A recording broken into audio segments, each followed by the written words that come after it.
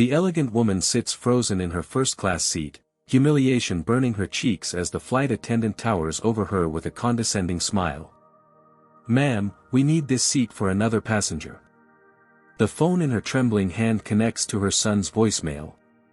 Little does this crew know, they've just insulted Eleanor Johnson, mother of the airline's largest shareholder, Elijah Johnson. In 24 hours, none of them will have jobs. Before I dive into this shocking story of discrimination and justice, where are you watching from today? Hit that like button if you've ever witnessed unfair treatment on public transportation and subscribe to join our community fighting against injustice. Now, let's see how one woman's dignity led to an entire company's transformation. Eleanor Johnson was no stranger to discrimination. At 78 years old, the retired Birmingham, Alabama schoolteacher had lived through the civil rights movement, segregated water fountains, and a lifetime of being told she didn't belong.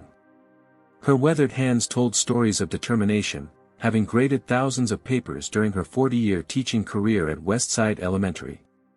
Despite her age, she carried herself with the same dignity and grace she had instilled in generations of students. Her son, Elijah Johnson, was her greatest pride.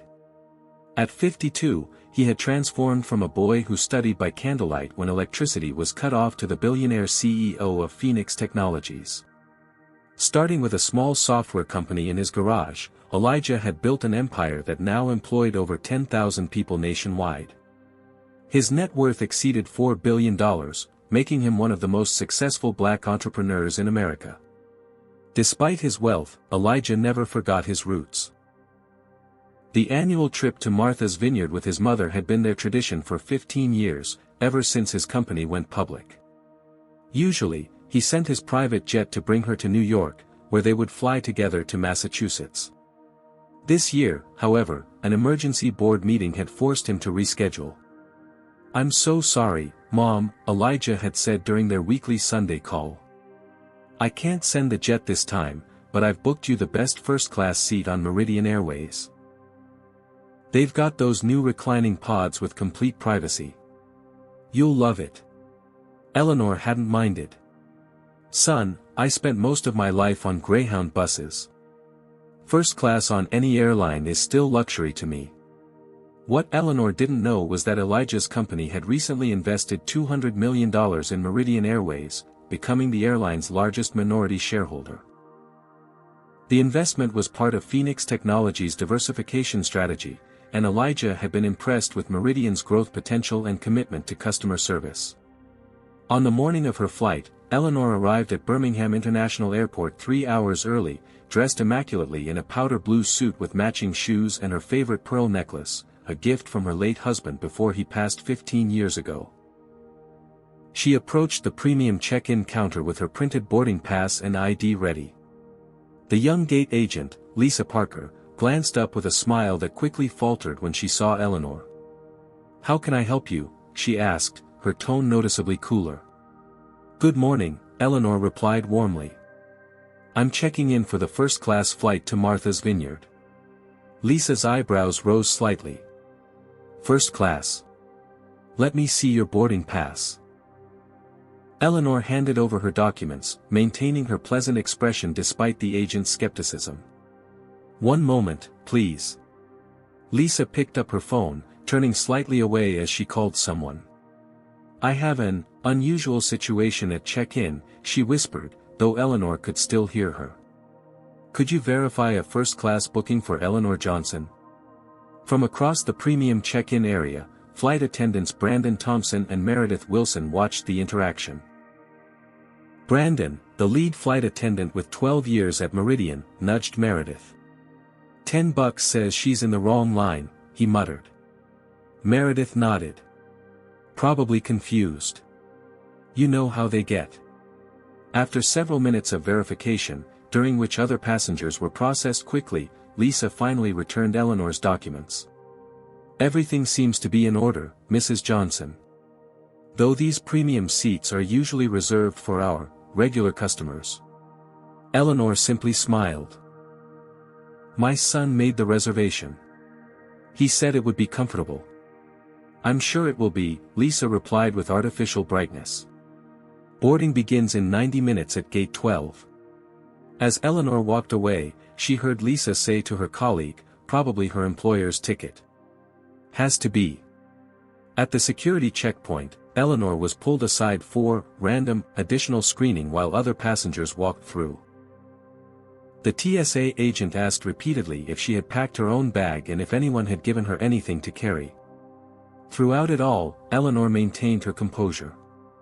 She had experienced far worse in her lifetime. Still, a familiar heaviness settled in her chest, the weight of being perpetually seen as out of place.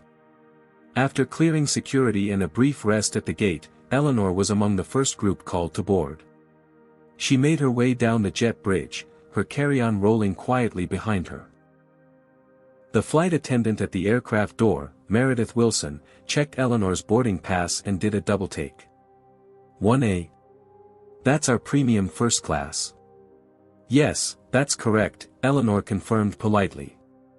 Meredith's smile tightened. Right this way.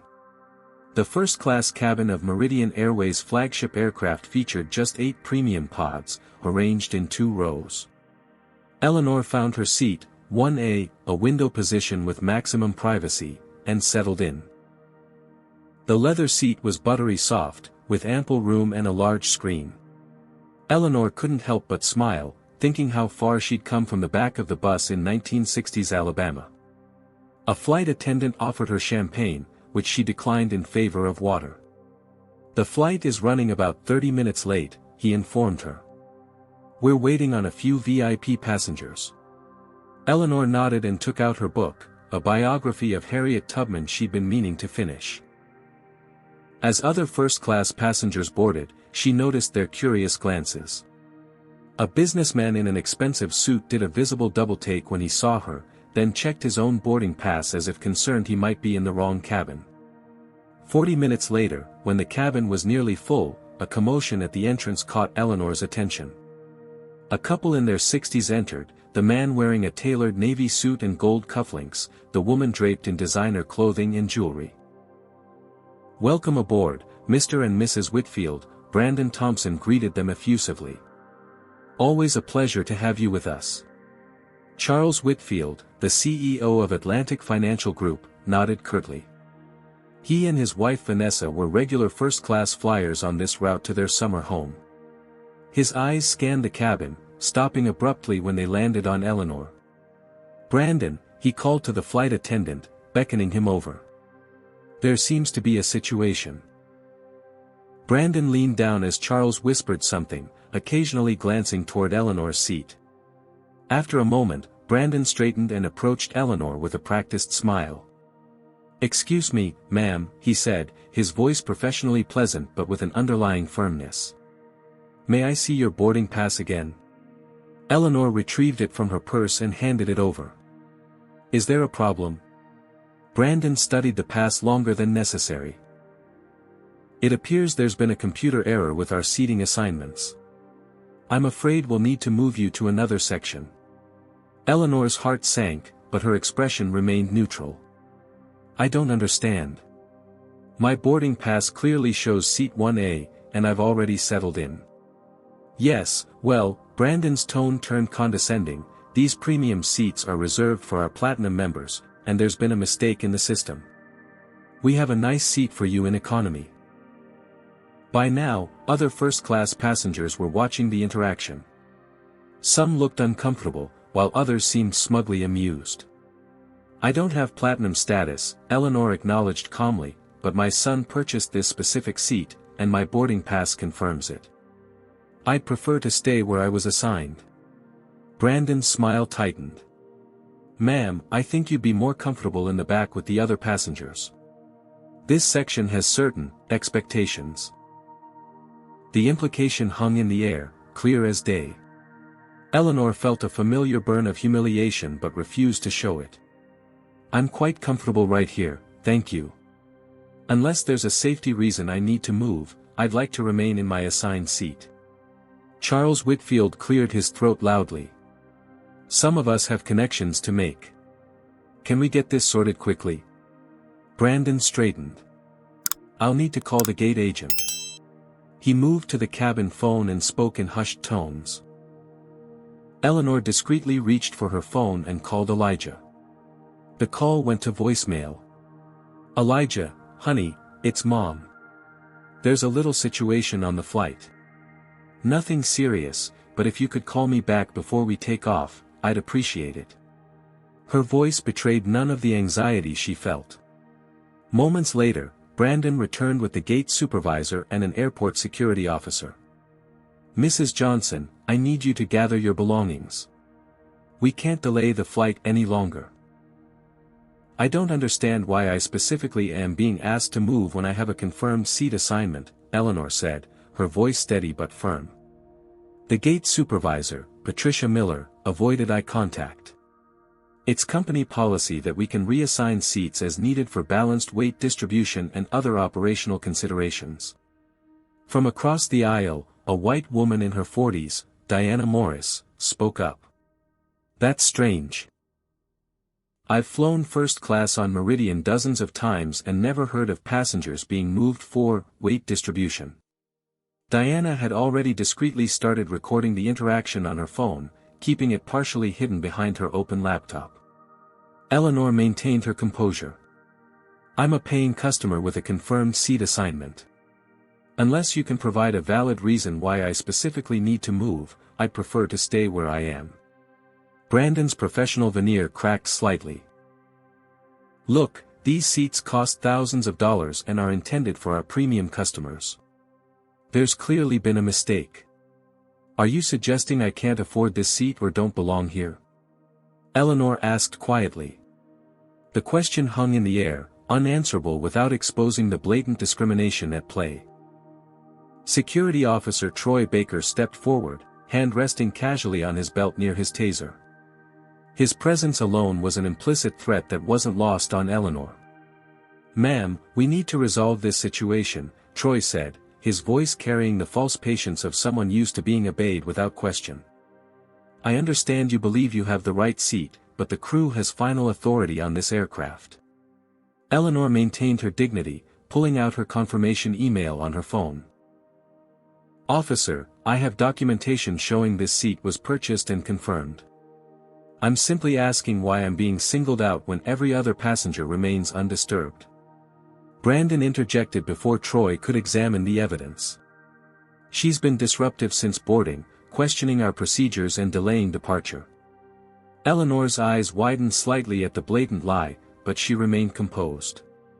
"That's simply not true. I've been sitting quietly reading my book until you approached me." Charles Whitfield, growing visibly impatient, raised his voice from across the cabin.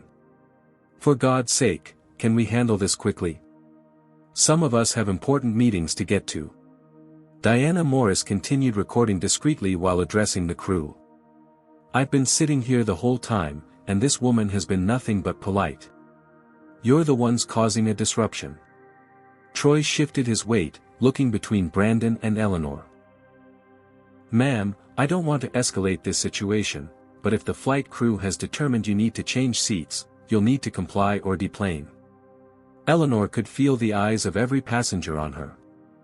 The humiliation burned in her chest, a familiar feeling from decades of similar encounters. At 78, she wasn't physically equipped to be forcibly removed, nor did she want to create a scene that would only reinforce stereotypes about angry black women. With quiet dignity, she began gathering her belongings. "Under protest, I'll move. But I want it noted that I'm being removed from a seat I legally purchased without any valid explanation." Diana stood up. "I'm an attorney, and I want to give you my card. What's happening here isn't right." As Eleanor rose from her seat, Brandon quickly motioned to Charles and Vanessa Whitfield. "Mr. and Mrs. Whitfield, we've resolved the seating issue. Would you prefer 1A or 1B? The brazenness of it left Eleanor momentarily speechless. Without waiting for her to fully collect her items, Troy took her carry-on and began moving toward economy class. "This is the last call for immediate departure," the captain announced over the intercom. "All crew, prepare for pushback." Diana followed Eleanor to economy, still recording. "I'm documenting everything," she whispered. This is textbook discrimination. In economy, Brandon directed Eleanor to a middle seat in the last row, despite several empty window and aisle seats visible throughout the cabin. This is your new seat assignment, he said with barely disguised satisfaction. The passengers on either side of the middle seat, Nicole Bennett and Thomas Richards, looked up with surprise. This is ridiculous, Thomas said, standing up. Ma'am, would you prefer my aisle seat? I don't mind switching. Or my window, Nicole offered immediately. Eleanor thanked them but declined. You're very kind, but I won't displace anyone else. This situation isn't your responsibility to fix. As Troy and Brandon returned to the front of the aircraft, Eleanor finally managed to connect with Elijah just before the announcement to turn off electronic devices. Mom. Is everything okay? Elijah's concerned voice came through clearly. Everything's fine, honey, Eleanor said, not wanting to worry him. Just a small issue with seating. What kind of issue? Elijah pressed, knowing his mother's tendency to downplay problems. They moved me from first class to economy. It's nothing, really. I've flown economy my whole life until you got successful. She tried to keep her tone light. They did what? Elijah's voice sharpened. Why would they move you? They didn't give a clear reason, Eleanor admitted. But as soon as I moved, they gave my seat to another couple. Elijah was silent for a moment. Were they white, Mom? Eleanor hesitated. Yes, but, I need to go, Elijah cut in, his voice controlled but tight with anger. I'll call you when you land. Which airline is this again? Meridian Airways, but please don't make a fuss, I love you, Mom. Try to rest on the flight. I'll handle this. The line went dead as the flight attendant announced that all electronic devices needed to be switched to airplane mode. Eleanor closed her eyes briefly, sending up a silent prayer. Her son had a righteous temper when it came to injustice, something he'd inherited from his father. She hoped he wouldn't do anything rash. Would you have stood your ground in Eleanor's position, or would you have quietly moved to avoid conflict?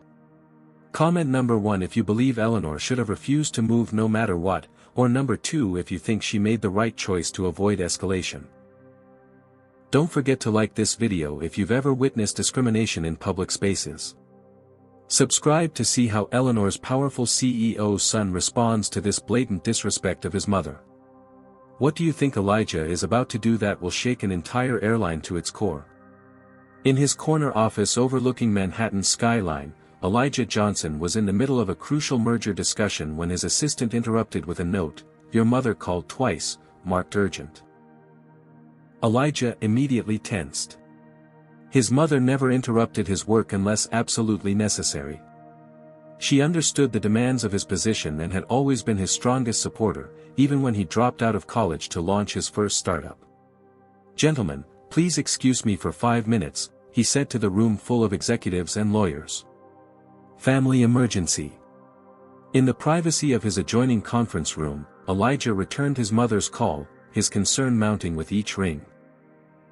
When she finally answered and explained the situation, he felt a familiar burn in his chest, the same rage he'd experienced as a child watching his mother endure similar indignities. He remembered vividly when he was 10 years old, shopping at an upscale department store. His mother, dressed impeccably as always, had been followed by security while white shoppers browsed unbothered. When she'd asked to see a watch from behind the glass case, the clerk had demanded to see her credit card first, a requirement not imposed on the white customer before her. "It's fine, Elijah," his mother had whispered then, just as she was doing now. "This is just how the world works sometimes." But Elijah had refused to accept that answer as a child, and he refused to accept it now as a billionaire CEO. After ending the call with his mother, Elijah sat motionless for 30 seconds, organizing his thoughts. Then he pressed the intercom. "Jessica, cancel the rest of today's meetings and get me Robert Campbell, CEO of Meridian Airways, on the line immediately. Then contact our legal team, I want them in my office within the hour. His assistant hesitated only briefly. The merger discussion can wait, Elijah finished firmly. This takes precedence. While waiting for the call to be connected, Elijah reviewed his company's recent investment in Meridian Airways. Phoenix Technologies had purchased a 20% stake in the airline just 3 months ago, a $200 million investment that had made headlines in the business world. Part of the agreement included 2 seats on Meridian's board and influence over company policy. "Mr. Campbell on line 1, Jessica announced. Elijah took a deep breath before answering. "Robert, this is Elijah Johnson." "Elijah." What a pleasant surprise, Robert Campbell's voice was jovial. "I was just looking at the quarterly projections for our partnership. The numbers look fantastic." "I'm not calling about projections," Elijah said coolly. "I'm calling about an incident that's happening right now on one of your flights from Birmingham to Martha's Vineyard." There was a pause. "I'm not sure I'm familiar with." "My 78-year-old mother was just forcibly removed from her first-class seat, a seat I personally purchased for her, and relocated to economy class. The crew gave her seat to a white couple without explanation." "I'm sure there's been some misunderstanding," Robert began, his tone shifting to damage control. "Sometimes operational decisions require—" "Stop," Elijah cut him off. "There's no misunderstanding. My mother was discriminated against by your staff because of her race. And in case you've forgotten, Phoenix Technologies now owns 20% of Meridian Airways." The silence on the other end was deafening. I had no idea the passenger was related to you," Robert finally managed. "And that makes it acceptable?" Elijah's voice remained level, but ice-cold. "Would this treatment be appropriate for any passenger who had legitimately purchased a first-class ticket?" "Of course not," Robert backpedaled quickly. "This is completely unacceptable if it happened as described. I'll launch an immediate investigation." Elijah interrupted. "No, Robert. I want immediate action. I want the names of every employee involved in this incident, from the gate agents to the flight attendants to the security personnel. I want them removed from duty pending termination. Elijah, with all due respect, we need to follow proper protocols." "With all due respect, Robert, you need to understand what's at stake here. Phoenix Technologies can call an emergency board meeting and vote to divest our entire position in your company by market open tomorrow. How do you think your stock price will respond to that, along with the public explanation of why we're pulling out?" Robert's breathing was audible through the phone. "I understand your anger, but you clearly don't," Elijah said. "This isn't about anger. This is about accountability. My mother spent 40 years educating children, teaching them that character and hard work matter more than skin color. She deserves better than to be humiliated by your employees who assumed she didn't belong because of how she looks." "I agree completely," Robert said quickly. "Give me an hour to gather facts and take initial actions. I'll call you back personally." "Make it 30 minutes, Elijah replied. "And Robert?" "I'll be on a private jet to Martha's Vineyard within the hour. I suggest you be there when my mother's flight lands." After hanging up, Elijah called his pilot to prepare the company jet, then summoned his PR director and chief legal counsel. Within 15 minutes, his office was filled with his executive team as he outlined the situation. "This isn't just about my mother," he explained. "This is about a systemic problem that exists throughout corporate America. We're going to use this incident to force real change, not just at Meridian Airways, but across the industry." His legal counsel, Victoria Washington, nodded grimly. "We have multiple grounds for action here: discrimination under Title II of the Civil Rights Act, breach of contract, infliction of emotional distress. And from a PR perspective," added Communications Director Marcus Wright, "this could be positioned as either a disaster for Meridian or a transformative moment, depending on their response." Elijah's phone rang, Robert Campbell calling back in 20 minutes rather than 30. "The flight is still in the air," Robert began without preamble, but I've already spoken with our operations center. The lead flight attendant claims your mother was disruptive, but I've reviewed the preliminary passenger manifest and seat assignments.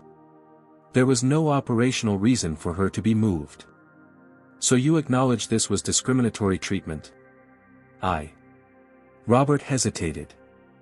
Based on the information available, I cannot rule out that possibility. Not good enough, Elijah stated flatly. I want a public acknowledgement and immediate action.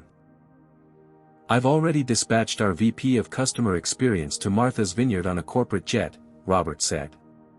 I'm flying there myself within the hour. We'll meet your mother's flight on arrival. And the employees involved? The flight attendants and gate staff have been suspended pending investigation. But Elijah, I can't fire people without due process. You can and you will, Elijah interrupted. Or Phoenix Technologies will sell every share of Meridian Airways stock at market open tomorrow, and I'll personally ensure that every business publication knows exactly why. After another tense conversation, Robert finally acquiesced. Elijah hung up and turned to his team. Book us on the next flight to Martha's Vineyard, he instructed. And prepare a press statement. If Meridian doesn't handle this appropriately, we'll handle it for them. As his team dispersed to execute his instructions, Elijah stood at his window overlooking the city. His thoughts returned to his childhood, watching his mother endure countless indignities with quiet dignity. She had always taught him to be better than those who mistreated him, to rise above and succeed despite the obstacles placed in his path. But she had also taught him to stand up for what was right. And today, he would ensure that those who had disrespected his mother would face consequences. While her son mobilized his considerable resources, Eleanor Johnson endured the 3-hour flight in her cramped middle seat. Her knees ached from the limited legroom, a stark contrast to the spacious pod she'd briefly occupied in first class. The padding was thin, and the seat barely reclined. For a woman of 78 with arthritis, it was physically painful. But Eleanor had endured worse discomfort in her lifetime. Growing up in Jim Crow, Alabama, she'd stood on segregated buses for hours rather than take a seat in the white section even when plenty were available. Physical discomfort was nothing compared to the indignity of being treated as less than human. The flight attendants seemed to deliberately avoid her section. When the beverage service finally reached her row, the attendant, a young woman named Sarah Collins who hadn't been involved in the initial confrontation, offered only a brief, uncomfortable smile. "Water, please," Eleanor requested politely. Sarah handed her a plastic cup with no ice, already moving to the next passenger. No snack was offered, though Eleanor noticed other economy passengers receiving them. About an hour into the flight, Diana Morris made her way back from first class and knelt beside Eleanor's row. "Mrs. Johnson, I wanted to check on you," she said quietly. "What happened up there was unacceptable." Eleanor smiled gently. "I appreciate your concern, dear, but I've experienced far worse in my lifetime." "That doesn't make it right," Diana insisted. "I've recorded everything, and I'd like to share the video with you. I'm an attorney with Morris & Associates, we specialize in civil rights cases." She discreetly passed Eleanor her business card. "My email is on there. I'll send you the video when we land." Eleanor accepted the card, tucking it into her purse. "Thank you for your kindness." Diana glanced toward the front of the plane. "Those people who took your seat, do you know who they are?" "I don't," Eleanor admitted. "Charles and Vanessa Whitfield," Diana explained.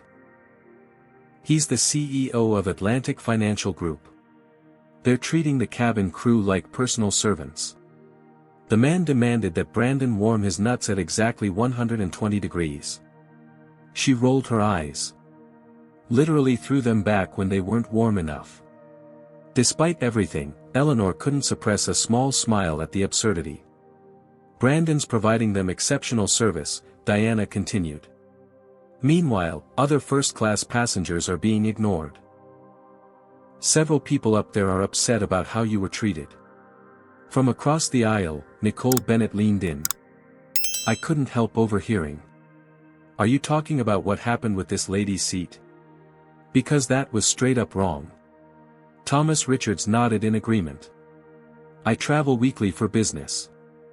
Never seen anything like it." Eleanor appreciated their support but felt uncomfortable being the center of attention. "Please don't trouble yourselves. I'll be fine." "If you don't mind my asking," Nicole said gently, "what brings you to Martha's Vineyard?" Eleanor welcomed the change of subject. "I'm visiting my son. We take a vacation there every summer." "That sounds lovely," Nicole smiled. "Is he meeting you at the airport?" "Usually he does," Eleanor explained. "He's quite busy with work, but family has always been his priority."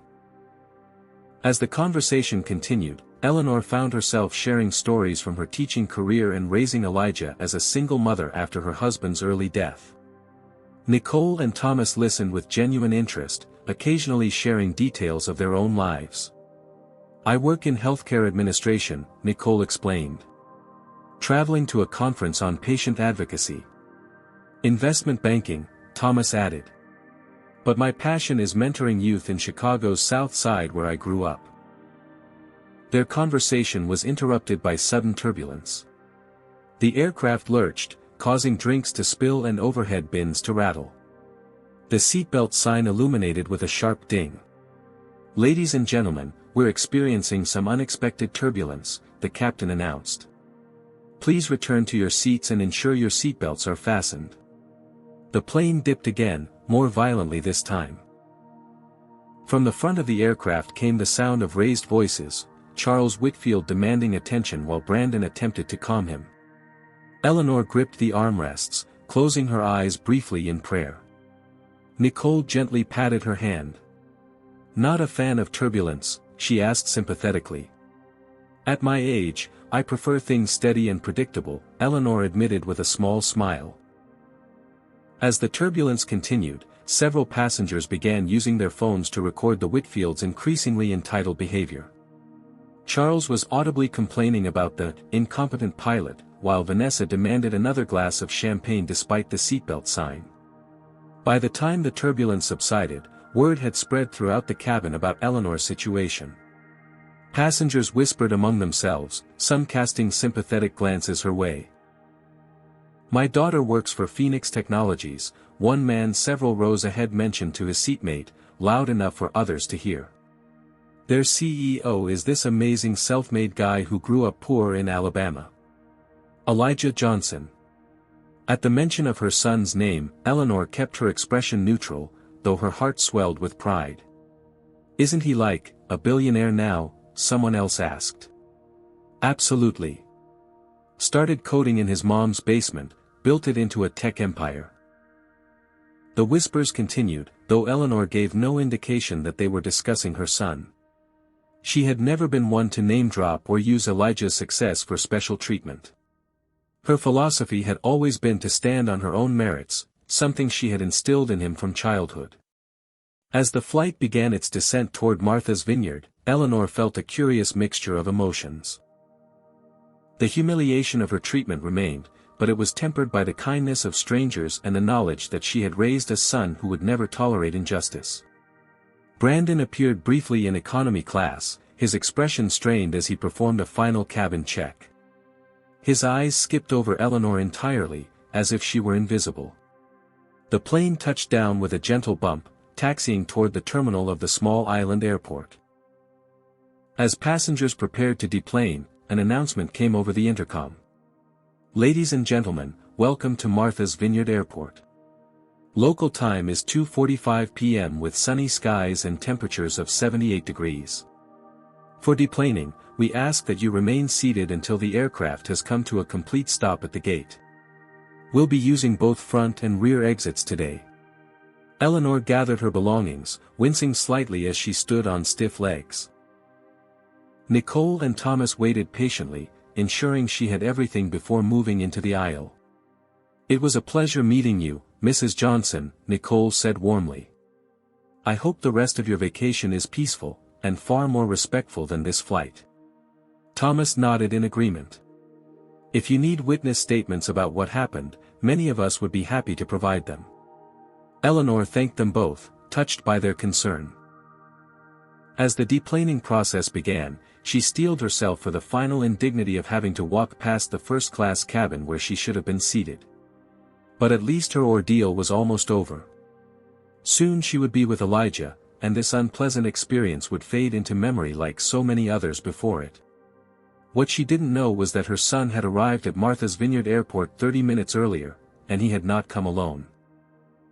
The seatbelt sign dinged off, and passengers began the familiar ritual of standing too quickly, reaching for overhead bins, and forming an impatient queue in the narrow aisle.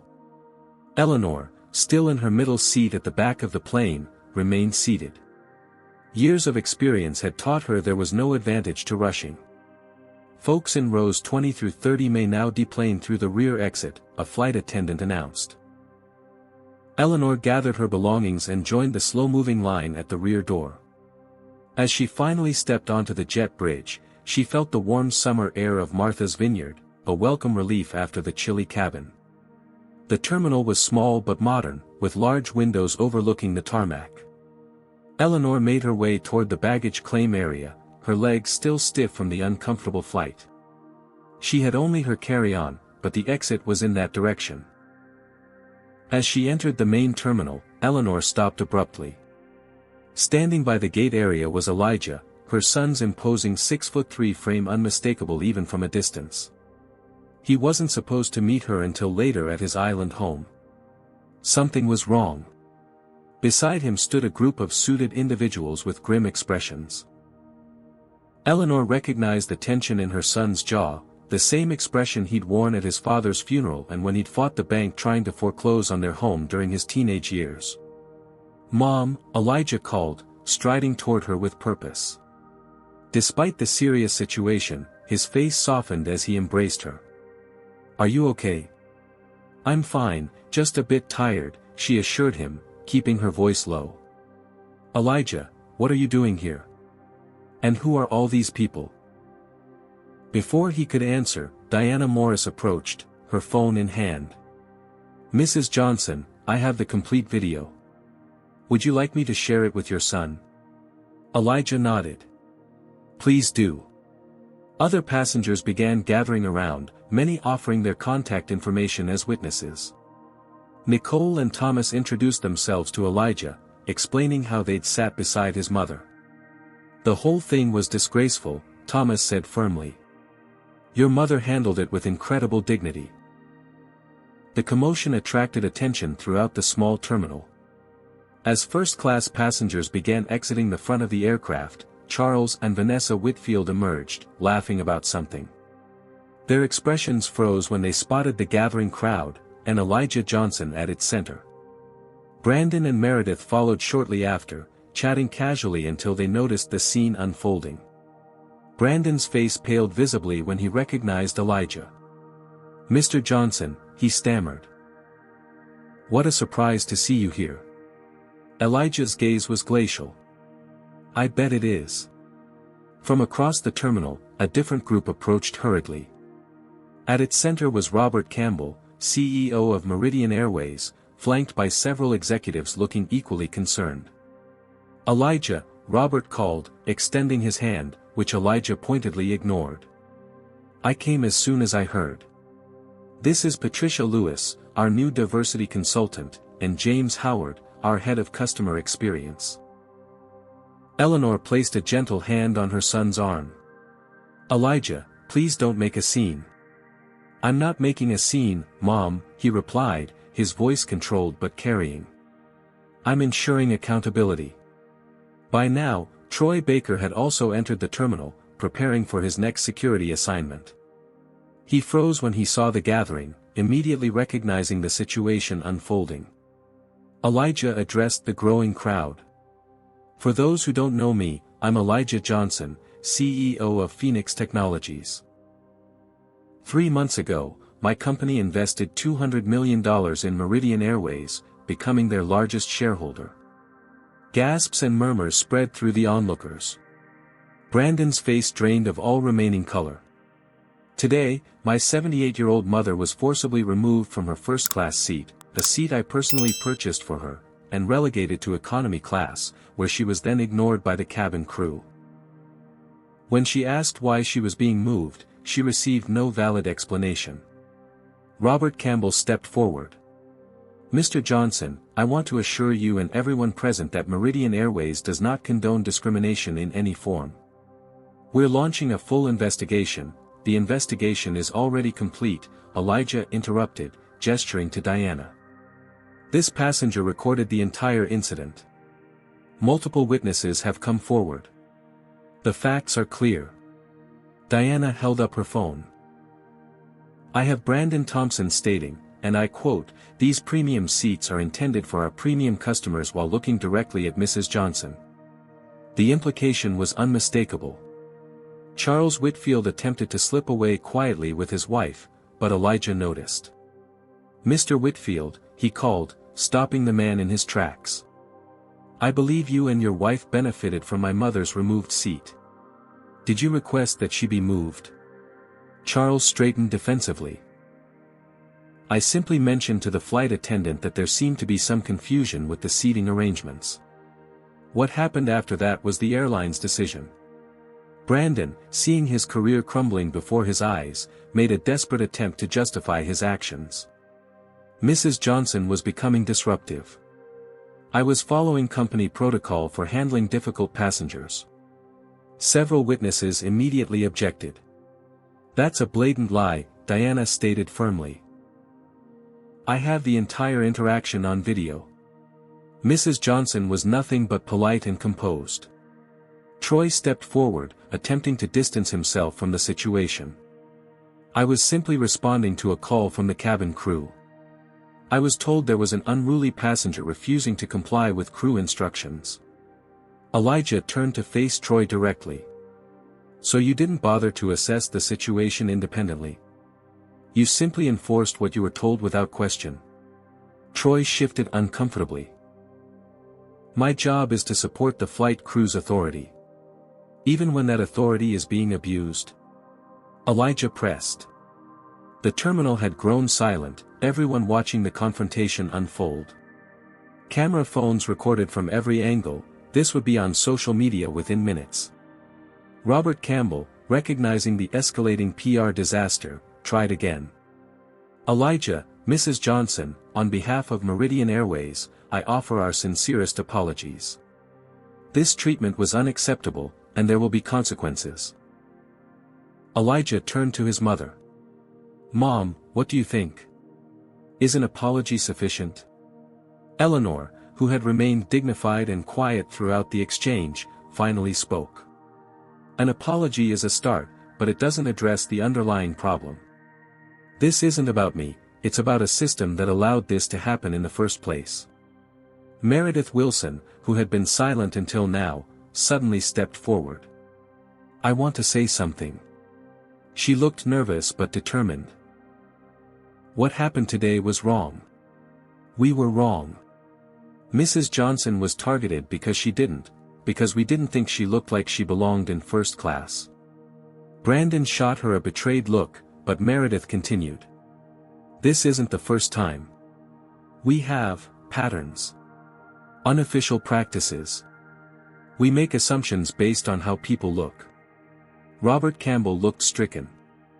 "This is extremely concerning. I'd like to invite everyone to continue this discussion privately." "No," Elijah said firmly. "Discrimination thrives in privacy. This conversation needs to happen openly." By now, reporters from local island media had arrived, alerted by passengers' social media posts. Camera crews set up as the story unfolded in real time. Are you surprised by how quickly this situation escalated? Comment number 1 if you think Elijah's response is appropriate, or number 2 if you think he's overreacting. Don't forget to like this video if you believe corporations should be held accountable for discriminatory practices. Subscribe to see how this confrontation ends and what consequences await Brandon and the airline crew. Will justice be served, or will corporate power protect those responsible for Eleanor's humiliation? An hour later, the key participants gathered in the airport's VIP lounge, a small but elegant space typically reserved for private jet passengers. Eleanor sat beside Elijah on a plush leather sofa, looking tired but composed. Across from them, Robert Campbell and his executive team occupied the remaining seating, while Brandon, Meredith, and Troy stood uncomfortably near the wall. Diana Morris had been invited to attend as a witness, her phone with the incriminating video connected to the room's large display screen. Several other passengers who had witnessed the incident waited outside, having provided written statements. Eleanor had initially been reluctant to participate. "Elijah, this is becoming a spectacle," she had whispered to her son. "Maybe we should just let it go." Elijah had taken her hands in his. "Mom, you taught me never to let injustice stand unchallenged. This isn't just about today, it's about making sure this doesn't happen to someone else tomorrow." Now, as the meeting began, Robert Campbell attempted to take control of the narrative. "First, I want to reiterate our sincere apologies to Mrs. Johnson for her experience today. What happened was completely unacceptable and contrary to Meridian Airways' values of inclusivity and respect." Elijah's expression remained skeptical. "Are those values written down somewhere, Robert? Because your employees' actions suggest otherwise." "We have extensive anti-discrimination policies," Robert insisted. "All our staff undergo diversity training during onboarding." "Clearly, it's not effective," Elijah observed dryly. "Let's review exactly what happened today." Diana played the video, which began with Brandon approaching Eleanor in her first-class seat. The footage clearly showed Eleanor's polite responses contrasted with Brandon's increasingly condescending tone. When they reached the part where Brandon claimed Eleanor had been disruptive, gasps filled the room. "That's a blatant lie," Diana commented, pausing the video. As you can see, Mrs. Johnson was calm and composed throughout. Brandon shifted uncomfortably. "The video doesn't show everything. There was context before this."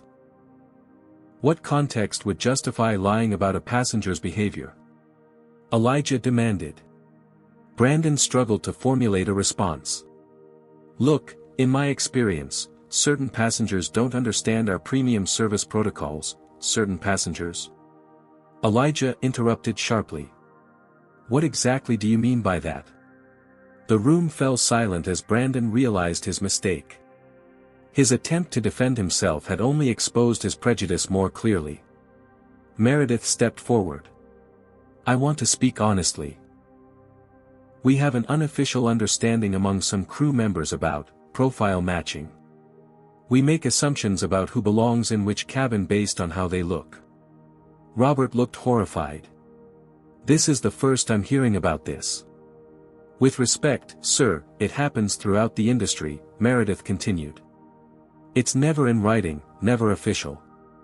But we're encouraged to provide exceptional service to passengers who enhance our premium brand image. That's code, and everyone knows it." Outside the lounge, Charles and Vanessa Whitfield attempted to enter but were firmly turned away by security. "This is outrageous," Charles could be heard protesting. "I'm a platinum member."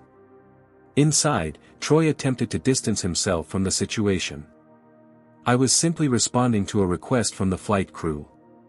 Airport security doesn't make seating decisions." "But you chose to intimidate an elderly woman rather than question why she was being removed," Elijah pointed out. "You used your authority as a weapon." Patricia Lewis, the diversity consultant Robert had brought, spoke up for the first time. "What we're seeing here is textbook unconscious bias manifesting in discriminatory actions. The question is not just about individual accountability, but systemic change." Robert nodded eagerly, clearly hoping to redirect the conversation toward future improvements rather than current consequences. "Exactly why we've brought Patricia on board. We're committed to comprehensive reform, starting with terminations," Elijah interrupted flatly. "Brandon Thompson has demonstrated racial bias, lied about a passenger's behavior, and created a hostile environment. He cannot continue to represent your airline." Brandon protested immediately. You can't just fire me without due process. I have rights. You have the right to workplace protections against unfair dismissal, Diana pointed out. But discriminatory behavior is grounds for immediate termination under Meridian's own policies, page 37 of your employee handbook, which I reviewed before this meeting. What about Troy? Elijah continued. He used his position of authority to intimidate rather than protect. Troy stepped forward angrily. I was doing my job. You can't expect security to question every call we get from flight crews. Actually, that's exactly what we expect, Robert replied, apparently seeing an opportunity to demonstrate decisiveness. Security personnel are trained to de-escalate situations and make independent assessments, not automatically side with crew members. Eleanor, who had remained silent throughout most of the exchange, finally spoke. If I may. The room immediately quieted. I spent 40 years as an educator. When students misbehaved, I always had two options, punishment or teaching. Sometimes both were necessary. She looked directly at Brandon. What you did today was wrong. You humiliated me based on assumptions about who I am and where I belong. That hurt deeply. Brandon had the decency to look ashamed. However, Eleanor continued, firing everyone involved doesn't necessarily solve the underlying problem. Some people need consequences, yes. But others might need education and a chance to do better. Elijah looked at his mother with a mixture of pride and exasperation. Even now, she was thinking like a teacher. Mom, I appreciate your compassion, but there have to be consequences. I agree, Eleanor nodded. But consequences can take different forms. The young lady who admitted to the unofficial practices, Meredith, is it? She showed courage in telling the truth.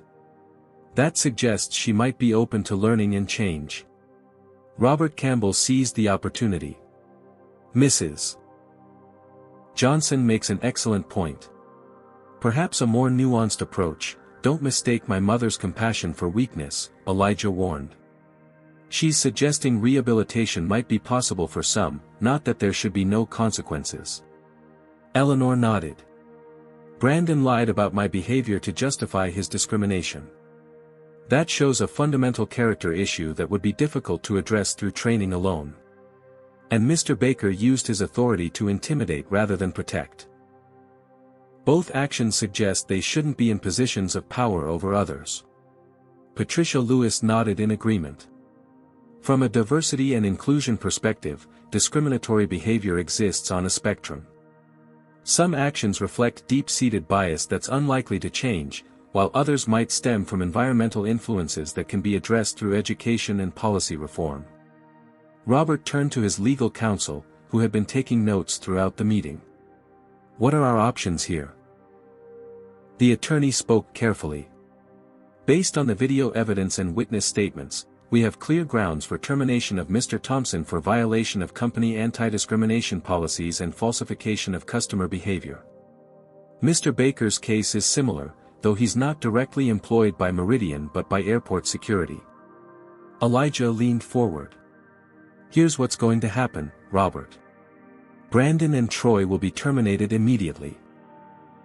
The supervisors who enabled this behavior will also be removed. Meredith will be placed on probation with mandatory training, given her willingness to acknowledge the problem. The gate agents will receive formal warnings and training. He continued, additionally, Meridian Airways will create a new executive position, Chief Diversity Officer, reporting directly to you, with real authority to implement change. Patricia seems qualified for that role. Robert looked taken aback by Elijah's directness. While I appreciate your input, these decisions ultimately rest with Meridian's leadership. Let me be clear, Elijah interrupted. Phoenix Technologies owns 20% of your company and has 2 board seats. If you reject these terms, I'll call an emergency board meeting tomorrow morning to discuss your leadership capabilities and our continued investment. The room fell silent as Robert processed the implicit threat. After a moment, he nodded. Your terms are acceptable. We'll begin implementation immediately. Outside the meeting room, a commotion could be heard. One of Robert's assistants entered quickly, looking concerned. "Sir, there's a situation developing. The video of the incident has gone viral on social media. Several news outlets are requesting statements. And Atlantic Financial Group has issued a press release placing Mr. Whitfield on administrative leave pending investigation of his involvement." Robert paled. "Contact our PR team immediately. We need to get ahead of this." Elijah stood. "Too late for that, Robert. The only way through this is with complete transparency and decisive action. My team will draft a joint statement for your approval within the hour." As the meeting concluded, Eleanor approached Brandon, who had been notified of his termination. The man couldn't meet her eyes. "I hope you learn from this," she said quietly. "Not just about keeping a job, but about seeing people for who they are, not what they look like." Brandon nodded silently, his career in tatters around him. Outside the lounge, Nicole and Thomas waited to check on Eleanor. "Is everything okay, Mrs. Johnson?" Nicole asked with genuine concern. Eleanor smiled tiredly. "Yes, dear. I think it will be." By the following morning, the story had exploded across traditional and social media platforms. #Meridian Racism was trending nationally, with the video of Eleanor's treatment viewed over 5 million times. News programs featured expert panels discussing corporate racism, with Eleanor's dignified response drawing widespread praise. In pre-market trading, Meridian Airways stock had plummeted 15%, representing hundreds of millions in lost market value. Financial analysts speculated about the long-term impact on the airline's reputation and bottom line. Atlantic Financial Group had moved swiftly to distance itself from Charles Whitfield, placing him on immediate leave the previous evening. By 9 a.m., a new press release announced his termination, citing behavior incompatible with our corporate values of respect and inclusion. Elijah and Eleanor watched the coverage from the comfort of his Martha's Vineyard estate, a sprawling oceanfront property with breathtaking views of the Atlantic. Eleanor sipped her morning tea, shaking her head at the magnitude of the response. "All this from one flight," she marveled. "In my day, this kind of treatment wouldn't have even made the local newspaper." Elijah squeezed her hand. "That's progress, Mom. Slow and insufficient, but progress nonetheless." His phone rang, Robert Campbell again, the fifth call since dawn. This time, Elijah answered. "I've been trying to reach you," Robert began, sounding exhausted. "We've finalized the action plan you requested. Patricia Lewis has accepted the position of Chief Diversity Officer, effective immediately. We'd like to present the complete plan to you and Mrs. Johnson this morning, if you're available." "We'll meet you at my office in town at 11, Elijah replied, giving no indication of whether he was satisfied with these developments. When they arrived at the small but elegant office Phoenix Technologies maintained in Vineyard Haven, Robert was already waiting with Patricia and a team from Meridian's executive leadership. Gone was the defensive posture of the previous day, now they projected earnest commitment to change.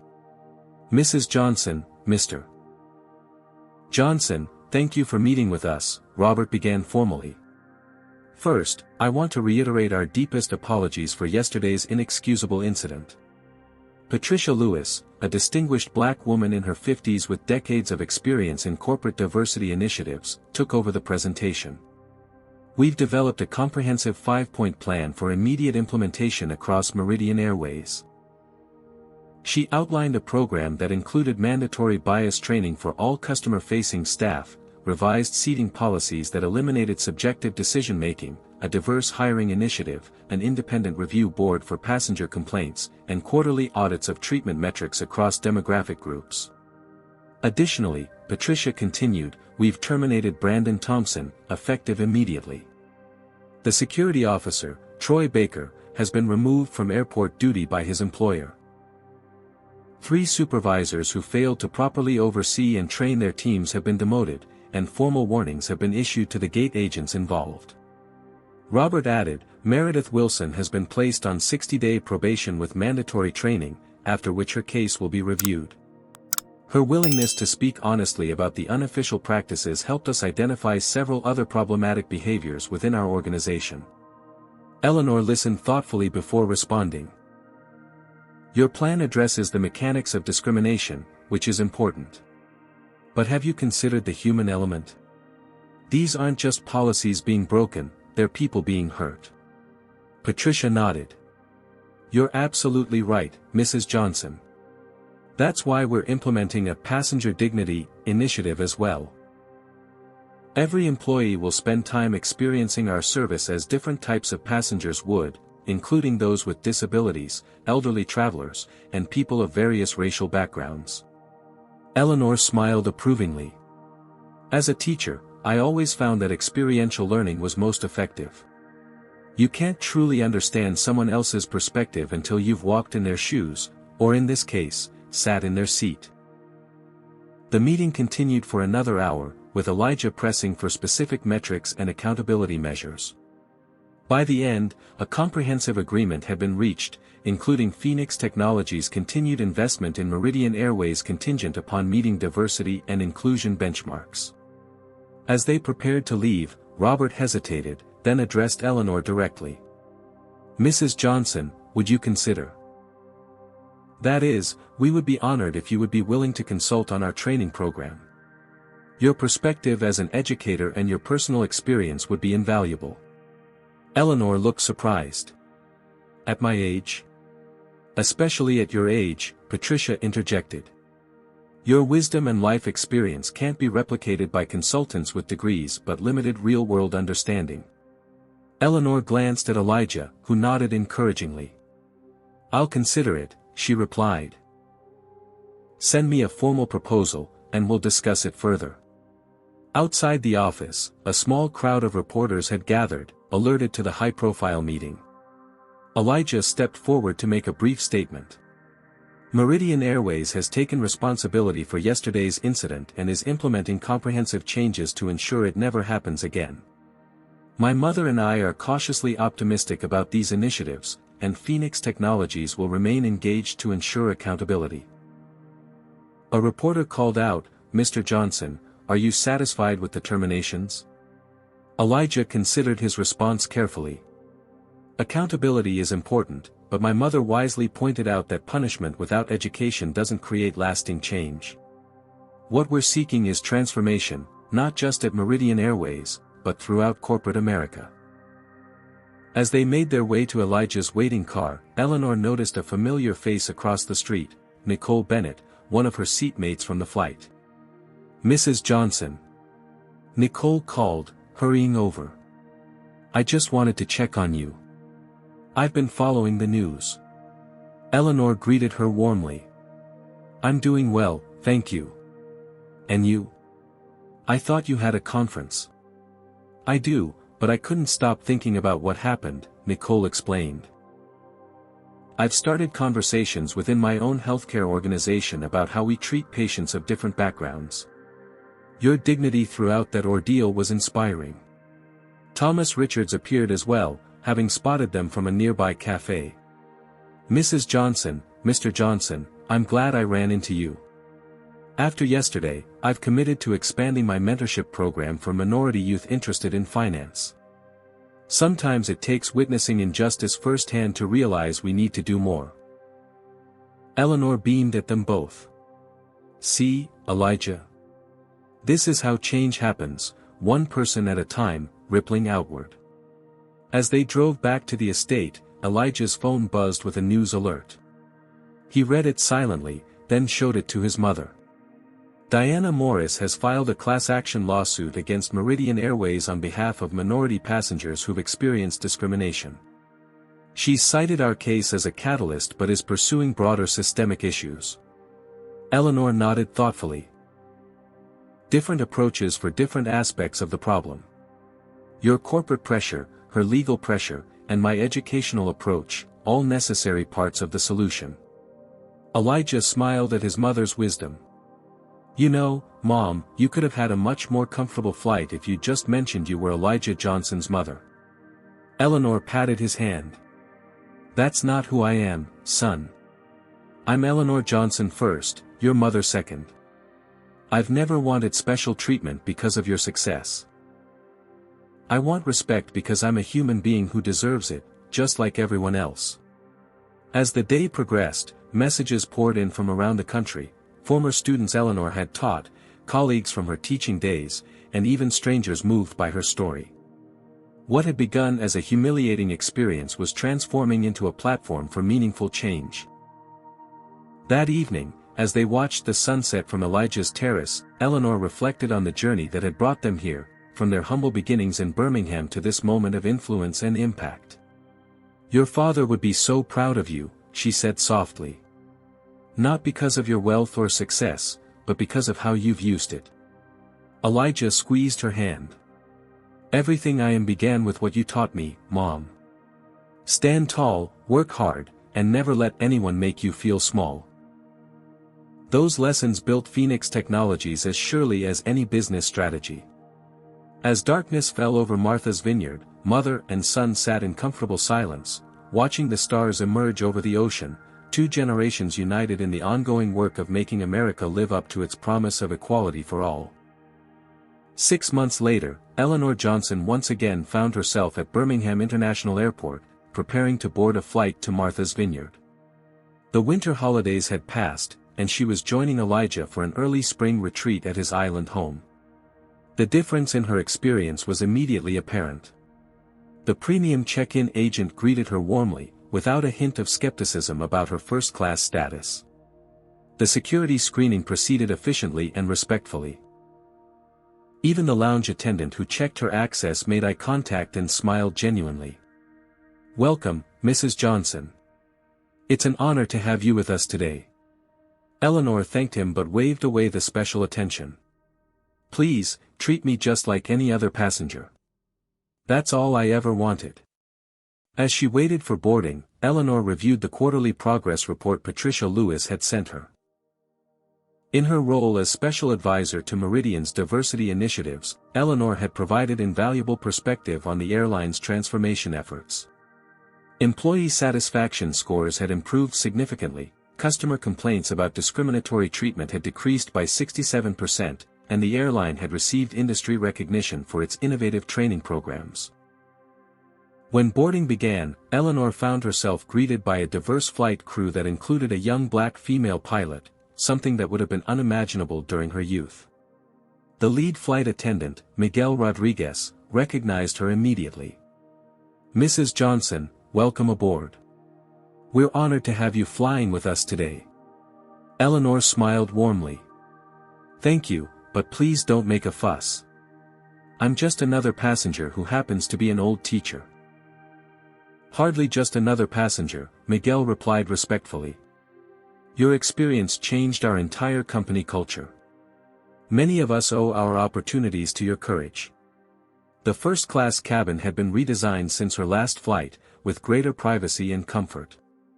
As Eleanor settled into her seat, she noticed Patricia Lewis boarding as well, headed to Martha's Vineyard for Meridian's executive retreat where Eleanor would be the keynote speaker. Eleanor. Patricia greeted her with a warm hug. Looking forward to your address tomorrow. The entire executive team is eager to hear your thoughts on our 6-month progress. They chatted briefly before Patricia continued to her own seat. As other passengers boarded, several recognized Eleanor from the news coverage and offered quiet words of appreciation for her impact. The flight was nearly ready for departure when Eleanor spotted a familiar face in the terminal through her window, Brandon Thompson, the former flight attendant whose actions had sparked the entire controversy. He was working at the airport coffee shop, a significant step down from his previous career. Their eyes met briefly before he looked away, embarrassment evident in his expression. After takeoff, Eleanor found herself reflecting on the journey of the past 6 months. Beyond Meridian Airways, her experience had catalyzed broader conversations about corporate racism across America. Elijah had leveraged his influence in the business world to establish the Eleanor Johnson Initiative for Corporate Equality, a program that provided resources and guidance for companies seeking to address systemic discrimination. Diana Morris's class action lawsuit against Meridian had been settled with a substantial compensation fund for affected passengers and binding commitments to ongoing reforms. More importantly, it had prompted several other airlines to proactively review their own practices.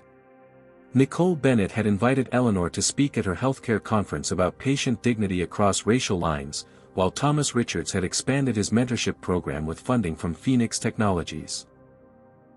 The ripple effects continued to spread outward, affecting countless lives. When the flight landed at Martha's Vineyard, Elijah was waiting at the gate as always. Their embrace was warm and unhurried, a mother and son whose bond had only strengthened through adversity. "How was the flight?" he asked, taking her carry-on. "Perfectly ordinary," Eleanor replied with satisfaction. "Exactly as it should be." They drove to Elijah's estate, catching up on family news and upcoming projects. The following morning, Eleanor dressed carefully for her keynote address at Meridian's corporate retreat, choosing a dignified navy suit that projected both authority and approachability. The venue was the island's Grand Hotel, its ballroom filled with airline executives, diversity officers from various companies, and media representatives. As Eleanor took the stage, the audience rose in a standing ovation that visibly moved her. "Please, sit down," she said with characteristic humility. "I'm just a retired schoolteacher who happened to be in the wrong seat at the right time." The audience laughed appreciatively as she began her address. "6 months ago, I experienced something that has been all too common for people who look like me, the assumption that I didn't belong in a place of privilege. What made my story unusual wasn't what happened, but the consequences that followed." She continued thoughtfully, "Most people who face discrimination don't have powerful children or viral videos to spark outrage. Their experiences remain private injuries, accumulated over lifetimes. The true measure of our progress isn't how we respond to high-profile incidents, but whether we create systems where such incidents become unthinkable." For the next 30 minutes, Eleanor shared insights from her teaching career about creating inclusive environments where everyone could thrive. She acknowledged Meridian's progress while challenging them to push further, punctuating her points with stories from her own life that brought both laughter and reflection. As she concluded, Eleanor offered a final thought: change doesn't happen through punishment alone, though accountability matters. Real transformation comes through persistent education, personal connection, and the courage to acknowledge uncomfortable truths. "I've spent my life in classrooms, and now, in my 70s, I find America itself is my classroom. We are all both teachers and students in the ongoing lesson of creating a more perfect union." The applause was thunderous as she left the stage.